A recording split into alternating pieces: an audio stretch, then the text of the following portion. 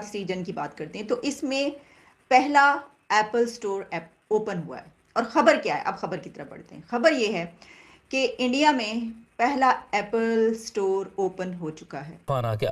تیار ملبوسات، cosmetics, jewellery اور دیگر کی قیمتوں میں مزید اضافہ ہو گیا. بڑھتی مہنگائی کے باعث شہریوں کی عید کی خوشیاں بھی ماند پڑتی دکھائی دے رہی ہیں. سیاستدانوں کو بھی سمجھاتے رہے کہ آپس میں مت لڑیں، معاملات پھر ڈائیلاگ پہ آئیں گے، ڈائیلاگ ناکام ہوں گے. چائنا جو ہے وہ ایمبیشیس ہوتا جا رہا ہے. یہ جو کوارڈ پارٹنرز ہیں وہ بھی ایمبیشیس ہوتے جا رہے ہیں. اس کی انوگریشن سیریمنی تھی اور اس وقت پوری دنیا کے میڈیا آؤٹلیٹس یہ خبر پبلش کر رہے ہیں.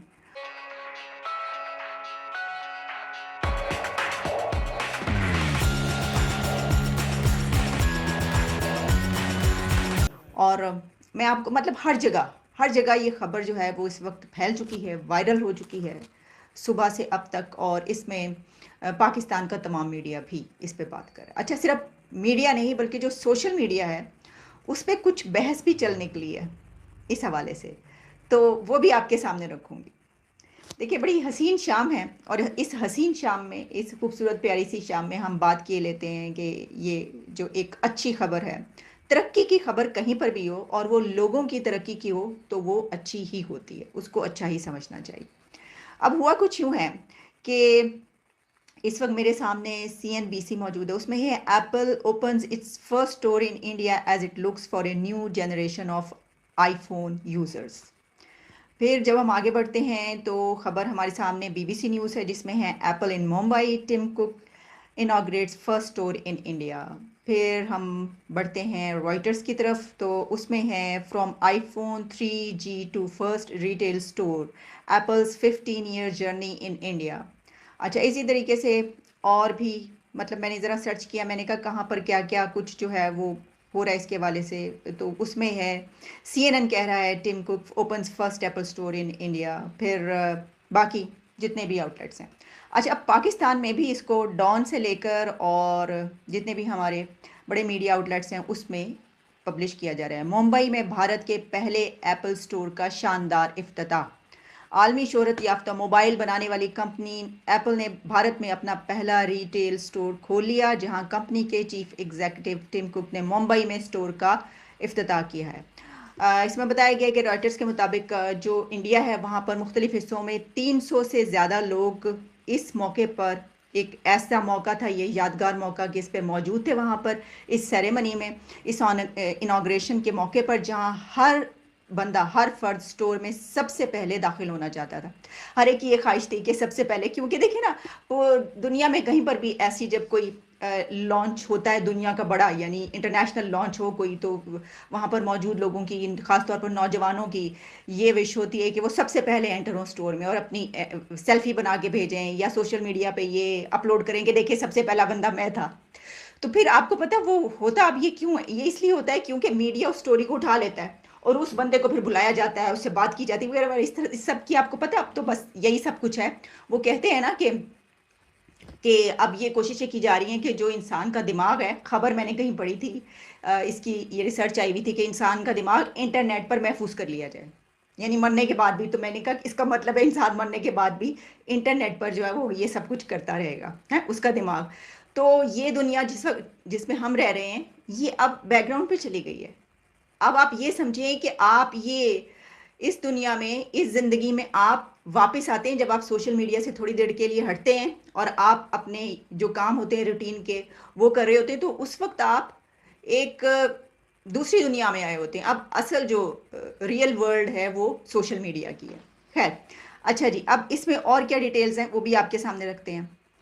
کہا یہ جا رہا ہے کہ بھارت میں جو ایپل پروڈکٹس ہیں آن لائن ہونے کے باوجود کچھ لوگ اس حوالے سے اتنے پرجوش تھے، یعنی کہ یہ پروڈکٹس موجود ہیں لیکن پھر بھی لوگوں میں بہت زیادہ جوش اور جذبہ پایا جا رہا تھا اس میں، اور وہ رات سے ہی کیو بنا چکے تھے، وہاں پر لائنیں لگ چکی تھیں اس سیریمنی کے لیے، اس لانچ کے لیے، تاکہ اپنے ملک میں کھلنے والے اسٹور سے سب سے پہلے وہ وہاں سے خریداری کر سکیں. ای بے سے خریدے گئے نئے آئی پوڈ ٹچ کے ڈبے پر ٹم کوک کے دستخط لینے کے ساتھ ساتھ ایپل واچ خریدنے کے بھی ایسے بہت سارے خریدنا چاہتے تھے. پھر وہاں پہ بات چیت بھی ہوئی 30 سالہ مہتا نے رائٹرز کو بتایا کہ میرے اندر بھی ایک ایسا وہ ہے کہ جو یہ سب کچھ سننے کو تیار ہے، یعنی وہ بڑے شوق ہے ان کو ان چیزوں کا وغیرہ وغیرہ۔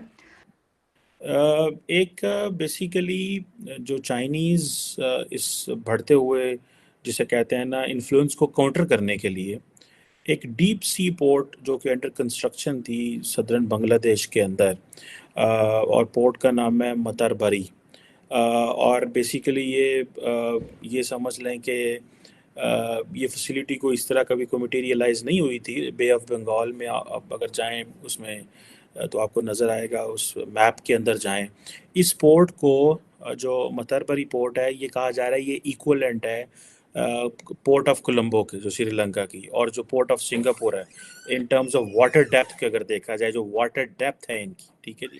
آپ کو یاد ہوگا تھوڑا عرصہ پہلے جب بنگلہ دیش انڈیا کے اندر جاپان کے پرائم منسٹر کشیدہ صاحب آئے تھے تو انہوں نے کہا تھا کہ وہ انڈسٹریل ویلیو چین اسٹیبلش کریں گے from the Bay of Bengal to the north eastern India, ٹھیک ہے جی۔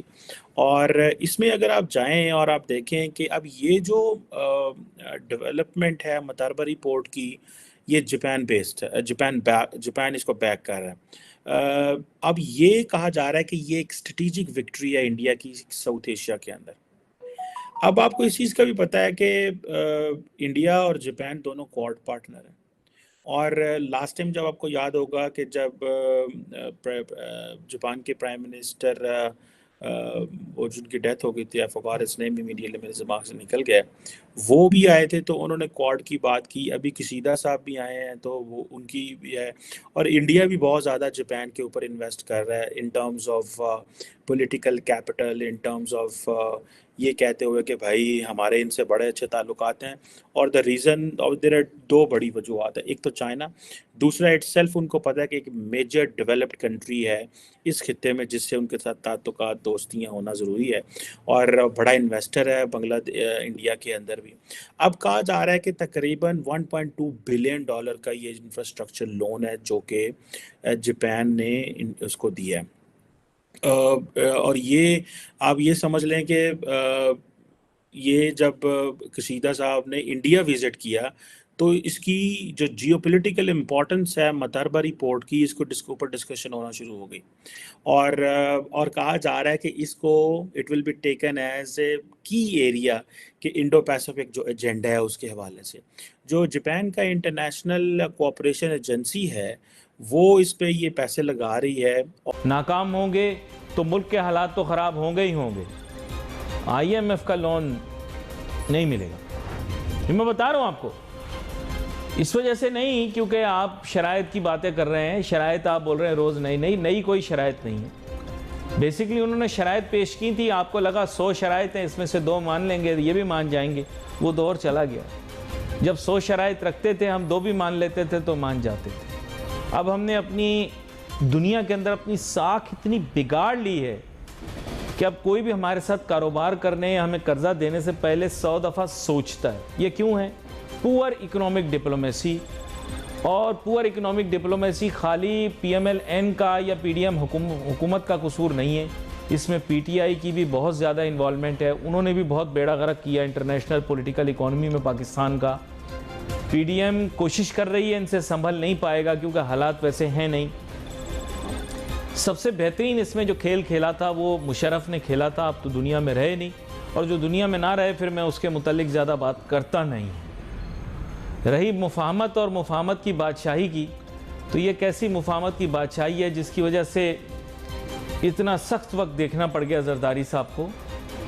یہ خالی تعریف برائے تعریف کرنا چاہ رہے ہیں میڈیا والے تو تعریف کر لیں،